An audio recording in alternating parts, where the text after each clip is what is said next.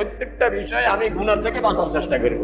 রাসূল সাহেব বলেন ইত্তাকি মাহার, গুনাহ থেকে বাঁচো, তাইলে তুমি সবচেয়ে বড় আল্লাহওয়ালা হয়ে যেতে পারবে। আর আমার আল্লাহ তাআলা বলেন যে কমপক্ষে 4 মাস তুমি প্র্যাকটিস করো, 4 মাসে তুমি ইবাদতের অনুশীলন করো। কিভাবে? এটা বলেন না যে 4 মাসে নফল রোজাই, নফল ইবাদতে, সহজ কথা ফর্মুলা, ফালা তাজলিমু ফিহিন্না আনফুসাকুম, এই 4 মাসে কোনো গুনাহ করো না। এবারে এটা সহজ মানে আমাদের জন্য, কারণ নেকের পাল্লা পদের পাল্লা, আমার গুনার পাল্লা খালি।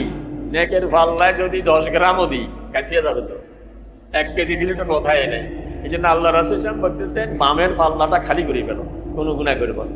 এই জন্য আমরা 1 নম্বর গুনাহ ছেড়ে দিবে ইনশাআল্লাহ। এই জিলকাদ, জিলহজ, মুহররম আর ওই রজব মাস, ইসকে কন্ট্রোল করে, এটা আমার নিয়ম।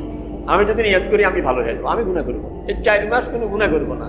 আর যদি এমন হয় যে 4 মাসের ভিতরে আমার মওত হয়ে গেছে, আমি নিয়ত করছি আর কোনো গুনাহ করবো না, আল্লাহ তাআলা আমাকে জান্নাতি বানিয়ে দেবেন।